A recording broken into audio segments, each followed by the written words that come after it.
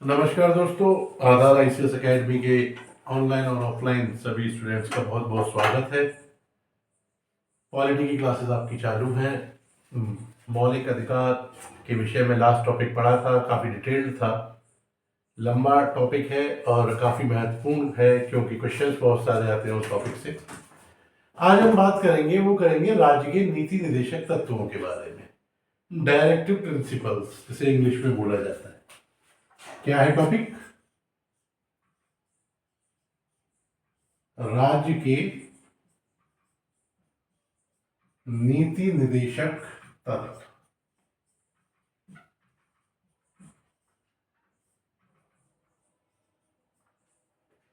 ये होते क्या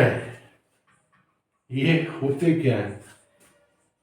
ये भाग 4 में दिए गए हैं। ठीक है, कौन सा भाग 4 में? Article 36 to 51।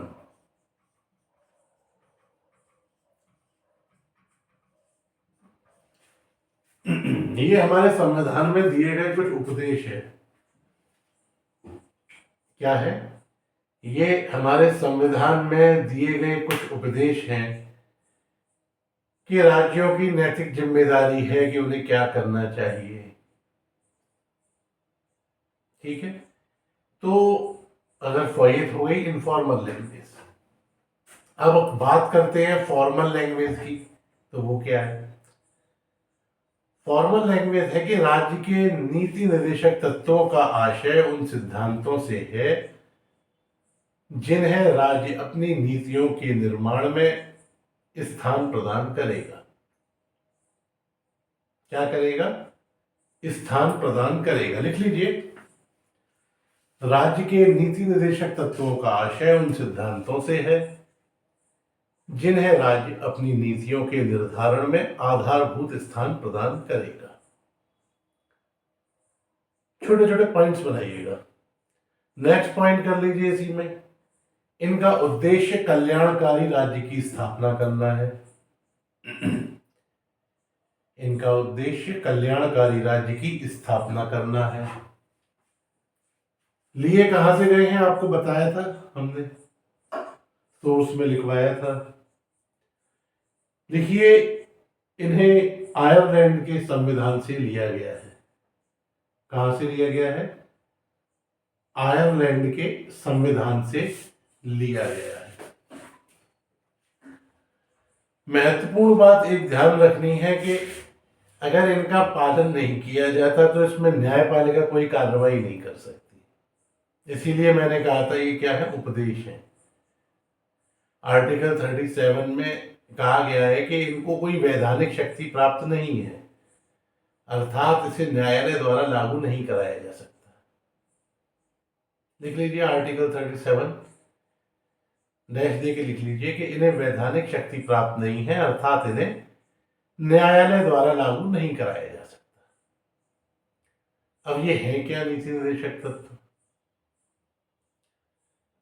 लिखना चाहेंगे? लिख लीजिए आप एक जगह, आर्टिकल्स इसके नोट कर लीजिए। आर्टिकल 38, राज्य लोक कल्याण की सुरक्षा और अभिवृद्धि के लिए, राज्य लोक कल्याण की सुरक्षा और अभिवृद्धि के लिए सामाजिक व्यवस्था का निर्माण करेगा। 39, राज्य अपनी नीति का संचालन इस प्रकार करेगा कि सभी पुरुष एवं स्त्रियों को जीविका के लिए पर्याप्त साधन प्राप्त हों, सामूहिक हितों का ध्यान रखा जाए, सामूहिक हितों का ध्यान रखा जाए, धन एवं उत्पादन के साधनों का समान रूप से वितरण हो, पुरुष और स्त्रियों के लिए समान कार्य के लिए समान वेतन मिले, पुरुषों तथा स्त्रियों के स्वास्थ्य का दुरुपयोग ना हो, ना ही उनका आर्थिक शोषण हो। इसके बाद लिखिएगा, ये महत्वपूर्ण है, इसे अंडरलाइन कर लीजिएगा, आर्टिकल 39 का 39 का या 39A यह व्यवस्था करता है कि निशुल्क विधिक सहायता सभी को प्राप्त हो। राज्य लोगों के लिए समान न्याय एवं निशुल्क विधिक सहायता की व्यवस्था करेगा। ठीक है। आर्टिकल 40 ये भी इंपॉर्टेंट है, इसे भी अंडरलाइन कीजिए। इसमें कहा गया है कि राज्य ग्राम पंचायतों को स्वायत्त शासन की इकाइयों के रूप में संगठित करेगा। ग्राम पंचायतों के विषय में वर्णन है, ऐसे लिख लीजिए। आर्टिकल 40 महत्वपूर्ण है, आया हुआ है। आर्टिकल 41 राज्य अपनी आर्थिक सामर्थ्य और विकास की सीमाओं के भीतर राज्य अपनी आर्थिक सामर्थ्य और विकास की सीमाओं के भीतर काम पाने के, शिक्षा पाने के और बेकारी बुढ़ापा बीमारी आदि की दशाओं में लोक सहायता पाने के अधिकार को प्राप्त कराने का प्रभावी उपबंध करेगा। मतलब जो बीमार है उन्हें आराम से सुविधाएं, स्वास्थ्य संबंधी सुविधाएं मिल जाए। नेक्स्ट 42वां आर्टिकल, राज्य काम की न्याय संगत और उचित दशाओं को सुनिश्चित करने के लिए तथा प्रसूति सहायता के लिए उपबंध करेगा। गर्भावस्था में जो महिलाएं जिनके जो प्रेग्नेंट है, डिलीवरी जिनकी होनी है, उस विषय में सहायता करेगा। आर्टिकल 43 राज्य कर्मकारों के लिए निर्वाह मजदूरी, अच्छा जीवन स्तर आदि बढ़ाने का प्रयास करेगा। राज्य कर्मकारों के लिए निर्वाह मजदूरी, अच्छा जीवन स्तर आदि बढ़ाने के लिए प्रयास करेगा। उद्योगों के 43A उद्योगों के प्रबंध में कामगारों का भाग लेना सुनिश्चित करेगा। 43B ये महत्वपूर्ण है, ध्यान रखिएगा, सहकारी समितियों की अभिवृद्धि करेगा।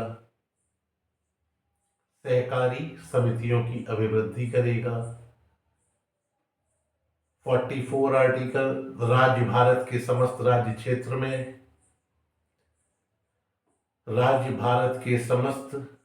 क्षेत्र में नागरिकों के लिए एक समान सिविल सहायता प्राप्त कराने का प्रयास करेगा। आर्टिकल 45 राज्य 6 वर्ष की आयु के सभी बच्चों के पूर्व बाल्यकाल की देखरेख एवं शिक्षा देने का प्रयास करेगा। 6 वर्ष से कम आयु के बच्चों को शिक्षा, एक लाइन में ऐसे भी लिख सकते हैं। और एक महत्वपूर्ण चीज इसमें कि ये 86वें संविधान संशोधन 2002 द्वारा जोड़ा गया है। 86वें संविधान संशोधन 2002 द्वारा जोड़ा गया है।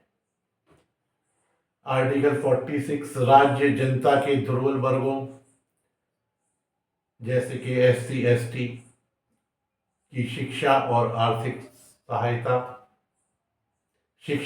आर्थिक हितों की विशेष सावधानी से वृद्धि करेगा और सभी प्रकार के शोषणों से उनको मुक्त रखेगा। लिख लिया। आर्टिकल 47 राज्य पोषाहार स्तर और जीवन स्तर को ऊंचा करने,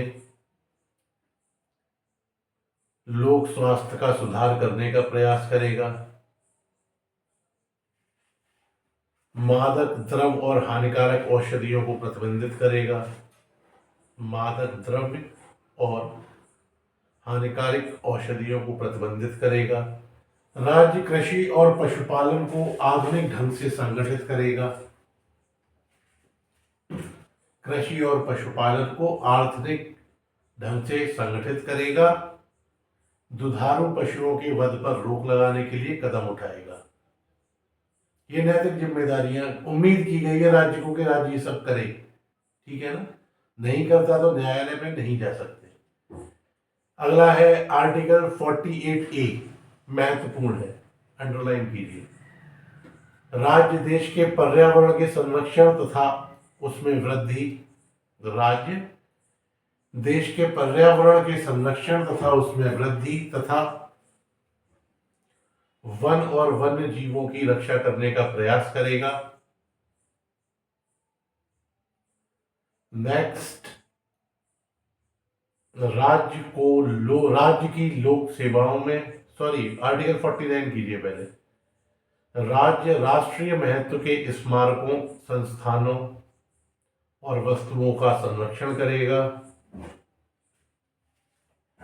स्मारकों, संस्थानों, वस्तुओं का संरक्षण करेगा। आर्टिकल 50, राज्य की लोक सेवाओं में न्यायपालिका को महत्वपूर्ण अंडरलाइन कर लीजिएगा, राज्य की लोक सेवाओं में न्यायपालिका को कार्यपालिका से अलग करने के लिए राज्य कदम उठाएगा। ठीक है। इसके बाद आर्टिकल 51 अंतरराष्ट्रीय शांति और सुरक्षा की वृद्धि करेगा। क्या करेगा? आर्टिकल 51 के अकॉर्डिंग अंतरराष्ट्रीय शांति और सुरक्षा की वृद्धि करेगा। राष्ट्रों के बीच न्याय संगत और सम्मानपूर्ण संबंधों को बनाए रखेगा। राष्ट्रों के बीच न्याय संगत और सम्मानपूर्ण संबंधों को बनाए रखेगा। संगठित लोगों के एक दूसरे से व्यवहारों में, संगठित लोगों के एक दूसरे से व्यवहारों में अंतर्राष्ट्रीय विधि और संधि बाध्यताओं के प्रति आदर बढ़ाने का प्रयास करेगा। अंतर्राष्ट्रीय विवादों को मध्यस्थता द्वारा निपटाने का प्रयास करेगा। ठीक है, क्लियर है यहां तक? इसके बाद एक और चीज याद रखनी है कि संविधान संशोधन द्वारा कुछ, संविधान में बेसिक याद रखिएगा, छोटी सी एक लाइन लिखिए कि नीति निर्देशक तत्वों में 42वें और 44वें संविधान संशोधन द्वारा नीति निर्देशक तत्व जोड़े गए हैं। 2 संशोधन हुए नीति निर्देशक तत्वों में जो चेंज हुए हैं 42वें और 44वें। एक और महत्वपूर्ण चीज, नीति निर्देशक तत्वों की तरह ही महत्व रखने वाले कुछ अन्य अनुच्छेद भी अपने संविधान में अन्य अन्य स्थानों पर दिए गए हैं। नीति निर्देशक तत्वों के समान ही महत्व रखने वाले कुछ अन्य अनुच्छेद हमारे संविधान में दिए गए हैं। कौन कौन से? जैसे आर्टिकल 350A, आर्टिकल 350A क्या है? इसमें प्राथमिक स्तर पर मातृभाषा में शिक्षा देना महत्वपूर्ण है, प्रभु याद रखिएगा। प्राथमिक स्तर पर मातृभाषा में शिक्षा देना। एक और महत्वपूर्ण है आर्टिकल 351, इसमें क्या कहा गया है? हिंदी भाषा को प्रोत्साहन देना, हिंदी भाषा को प्रोत्साहन देना। ठीक है, बेसिक डिफरेंस इसमें हमने बता ही दिया है आपको नीति निर्देशक तत्व में, कि जो नीति निर्देशक तत्व है ये न्यायालय द्वारा प्रवर्तित नहीं है, जबकि मौलिक अधिकार थे। इनकी जो प्रकृति है वो कैसी है? सकारात्मक, देश को के नागरिकों के हित में। मौलिक अधिकारों की कैसी है? नकारात्मक, नहीं हम तो नहीं जाएंगे यहां से, हमारा मूलाधिकार है। तो ये क्या है? जो नीति निर्देशक तत्व है इनका उपयोग किसे करना है? राज्य को, और मौलिक अधिकारों का नागरिकों को। तो ये सारी चीजों की अभी आपको जरूरत नहीं पड़ेगी, जब आप मेंस राइटिंग वगैरह करेंगे वहां इस तरह के एनालिसिस की आपको जरूरत पड़ेगी। तो जब मेंस के लेक्चर ऑर्गेनाइज करेंगे उसमें आपको ये चीजें बताई जाएंगी। ठीक है, नीति निर्देशक तत्वों में इतना ही आपको ध्यान रखना है। एक छोटा सा टॉपिक और है, उसको भी कवर कर लेते हैं आज ही। हेडिंग डालिएगा मौलिक कर्तव्य।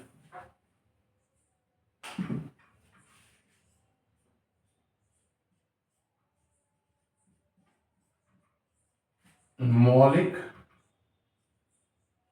कर्तव्य।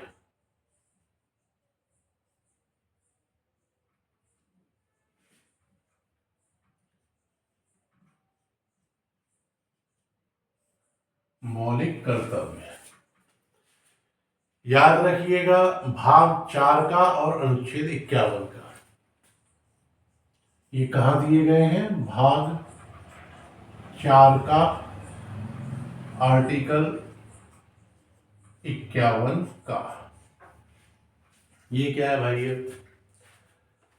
ये है कि जब आपके पास अधिकार है, व्यक्ति क्या होता है, बेसिकली अपने अधिकारों के प्रति तो सचेत रहता है। हमें पार्क में जाने का अधिकार है, लेकिन आपका कर्तव्य है कि उसे स्वच्छ बनाए रखें, पेड़ पौधों को नुकसान ना हो। गलत क्रियाएं, वैलेंटाइन डे आ रहा है या हर साल आता है, कुछ क्रियाओं को अवॉइड करें पार्क में, ठीक है ना? तो ये क्या है?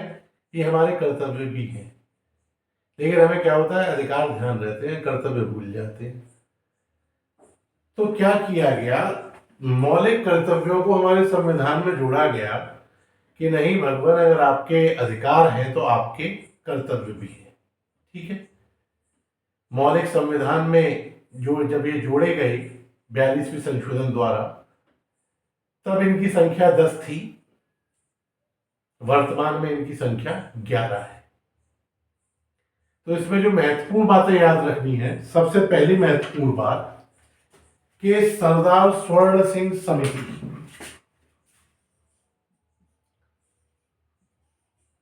सरदार स्वर्ण सिंह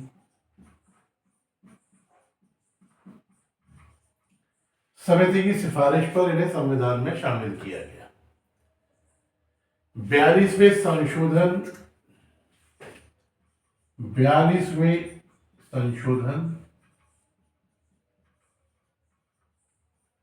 1976 के द्वारा, तब 42वें संशोधन 1976 के द्वारा। इनको लिया कहां से गया है? इनको लिया गया है रूस से या सोवियत संघ से। वर्तमान में संख्या है 11। वर्तमान में संख्या क्या है? 11। क्लियर यहां तक? अब है क्या महत्वपूर्ण? महत्वपूर्ण सारे लिखोगे, महत्वपूर्ण लिखवा दे। महत्वपूर्ण लिखो। पहला अनुच्छेद 51 का,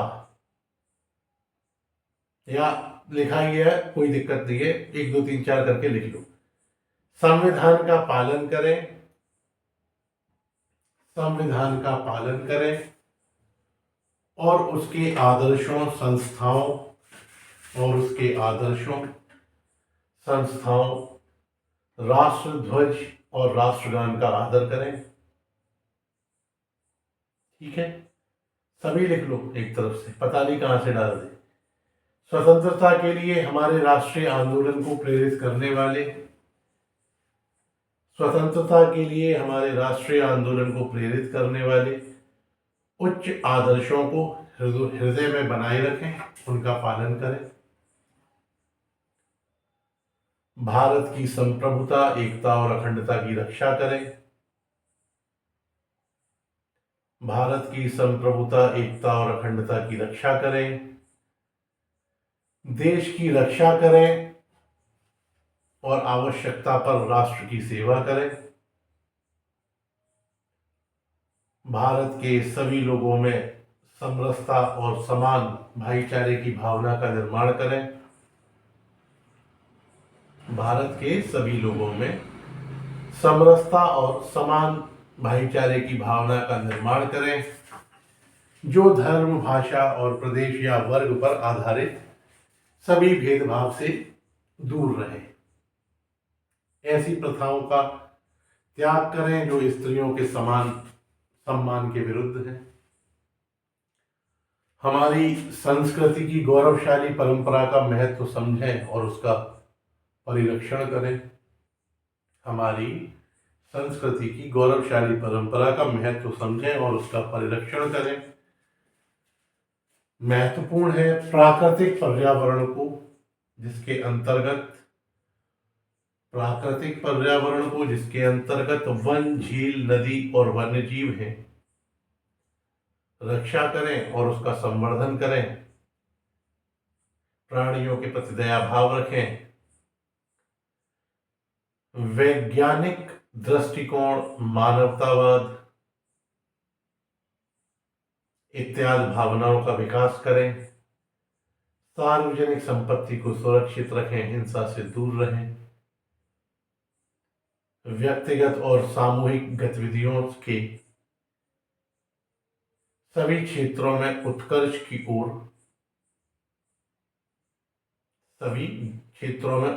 की ओर बढ़ने के लिए प्रयास करें।